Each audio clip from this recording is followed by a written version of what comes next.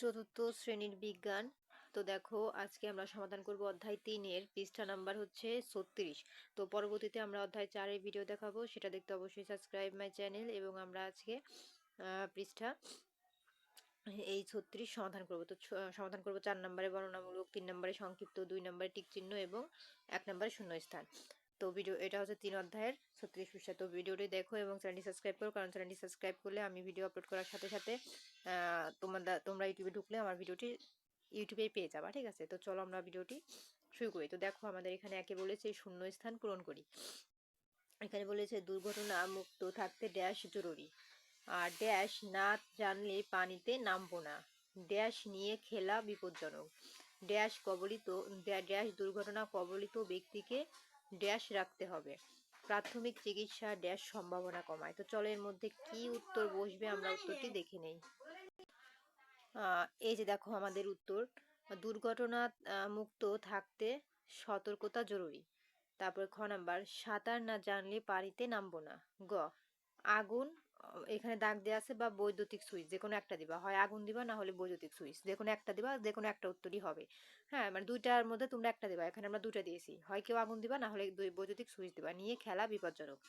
তারপরে ঘ নাম্বার, দুর্ঘটনা কবলিত ব্যক্তিকে নিরাপদ স্থানে রাখতে হবে।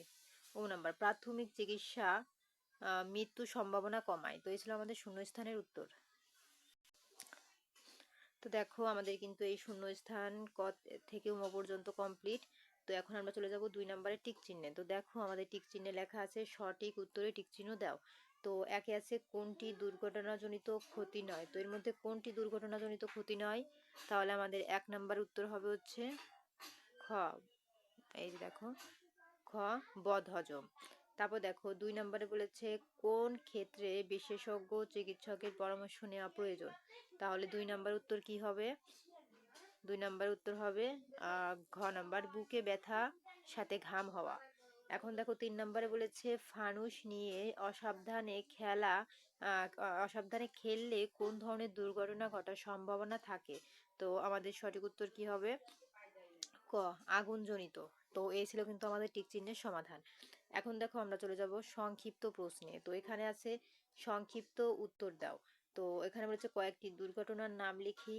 খতে বলেছে কেউ বিদ্যুৎ স্পষ্ট হলে কি করতে হবে। গতে বলেছে প্রাথমিক চিকিৎসা বলতে কি বোঝায়। তো চলো আমরা সংক্ষিপ্ত প্রশ্নের উত্তর 3টি দেখে নিই। এই যে দেখো আমাদের উত্তর, কয়েকটি দুর্ঘটনার নাম লিখি। উত্তর, কয়েকটি সাধারণ দুর্ঘটনা হলো আগুনে পোড়া, পানিতে ডোবা, বিদ্যুৎ স্পৃষ্ট হওয়া, সাপে কাটা এবং সড়ক দুর্ঘটনা। তো আমরা কিন্তু লিখে নিয়েছি। এখন দেখো খ নাম্বারে বলেছে কেউ বিদ্যুৎ স্পৃষ্ট হলে কি করতে হবে।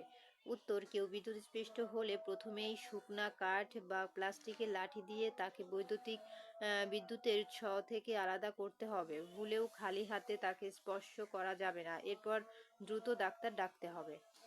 তারপর দেখো আমাদের গ নাম্বারে বলেছে প্রাথমিক চিকিৎসা বলতে কি বোঝায়। এই যে, তো উত্তর হবে ডাক্তার আসার আগে বা হাসপাতালে নেওয়ার পূর্বে অসুস্থ বা আহত ব্যক্তিকে সাময়িকভাবে যে সেবা দেওয়া হয় তাকে প্রাথমিক চিকিৎসা বলে। তো এই ছিল কিন্তু আমাদের সংক্ষিপ্ত প্রশ্নের সমাধান। তো দেখো আমাদের কিন্তু সংক্ষিপ্ত প্রশ্নের উত্তর ক থেকে গ পর্যন্ত কমপ্লিট। এখন দেখো আমাদের এখানে 4 নম্বরে বর্ণনামূলকে আছে প্রাথমিক চিকিৎসার সাধারণ নিয়মগুলো লেখো, মানে কি কি। তারপরে খতে বলেছে পানিতে ডোবা ব্যক্তিকে কিভাবে প্রাথমিক চিকিৎসা দিতে হয়। গতে বলেছে দুর্ঘটনা মুক্ত থাকতে কি কি সতর্কতা অবলম্বন করতে হয়। তো চলো আমরা এই 3টা প্রশ্নের উত্তর দেখে নেই। এই দেখো আমাদের বর্ণনামূলকের ক নাম্বার। তো আমাদের বর্ণনামূলক মানে একটু বড় করে লিখতে হবে। তো প্রাথমিক চিকিৎসার সাধারণ নিয়মগুলো কি কি। উত্তর, আক্রান্ত ব্যক্তিকে সাহস দেওয়া বা শান্ত রাখা। তারপরে অযথা ভিড় বা কমিয়ে বাতাস চলাচলের ব্যবস্থা করা, রক্তপাত বন্ধ করা এবং দ্রুত ডাক্তারের সাহায্য নেওয়া। এখন দেখো আমরা খ নাম্বারে যাব। তো খ নাম্বারে আমাদের এখানে কি বলেছে দেখো, পানিতে ডোবা ব্যক্তিকে কিভাবে প্রাথমিক চিকিৎসা দিতে হয়।